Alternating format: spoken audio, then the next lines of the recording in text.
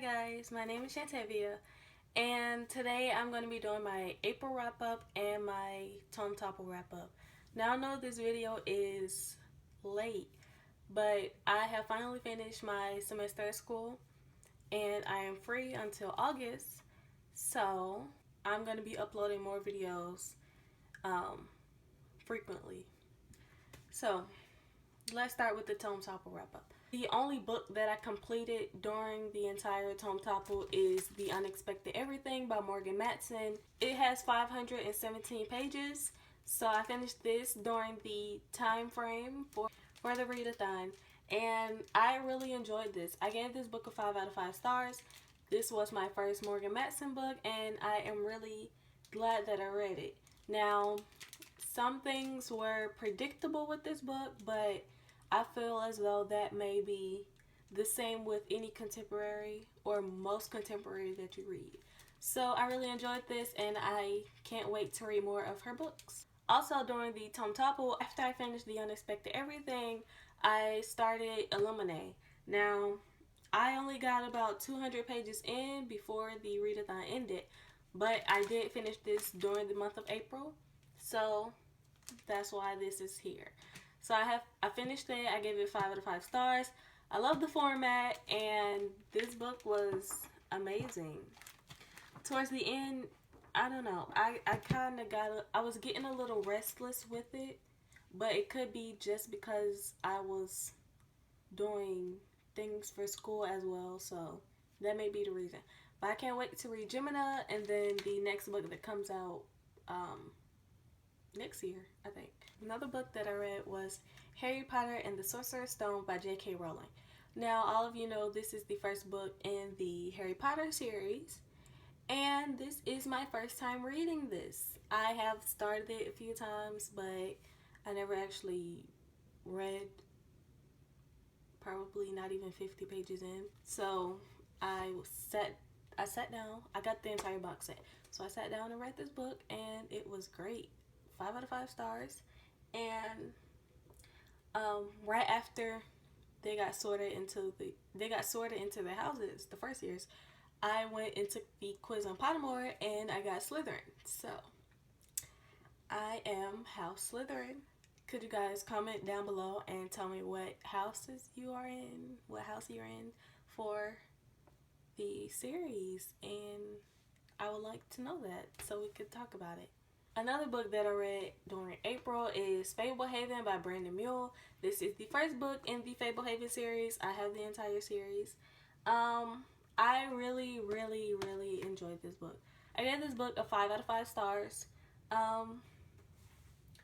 Between these two books, I was thinking about the snacks the entire time and thinking of just wanting to be in the worlds. And I believe that's what anybody thinks when reading books, but these two books made me really think about like wanting to just jump into their world and experience the things that they were experiencing.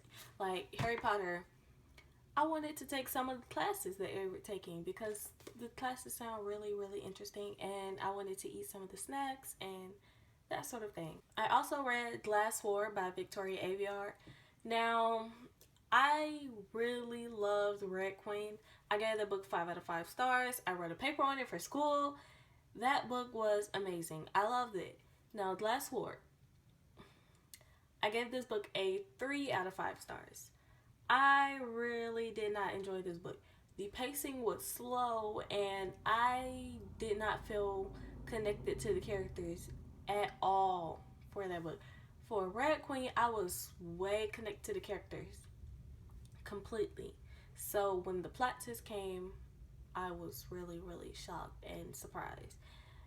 But in this book, for the plot twist that I think most people care about, I didn't really care.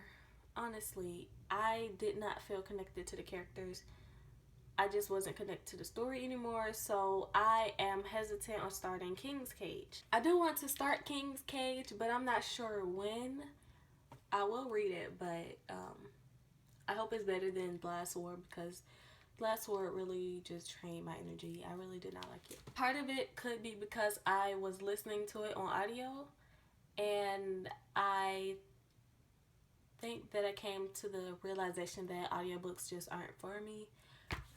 Reading books, reading physical books, reading ebooks, those are better than having me listen to an audiobook, because I don't feel like I can connect with the story in that essence. I also read Everything by Nicola Yoon. I gave this book a 5 out of 5 stars. I really enjoyed that book. That was the first book that I read by Nicola Yoon. So I do want to read her other book, which is The Sun is Also a Star. I believe that's what it's called. I really want to read that one. I enjoyed this book, and I cannot wait for the movie to come out. I watched the trailer after reading the book, and I was a little confused because I thought that everything in her room was white. But when I saw the trailer, I started seeing some color around the house, and I was surprised.